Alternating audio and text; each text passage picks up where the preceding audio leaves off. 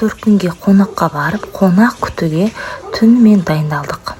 Бір жағынан үйде ремонт, ағам өзі жалғыз осындай ванна, туалет жасап, күнде жұмыста, түнде үйдің ремонтымен айналысты.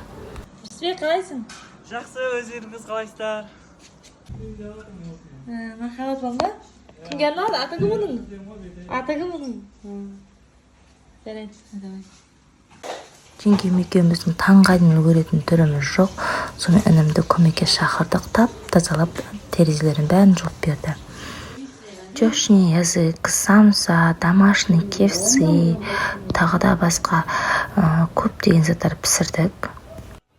Мінекей біздің дастарханымызды бағалап кетіңіздер.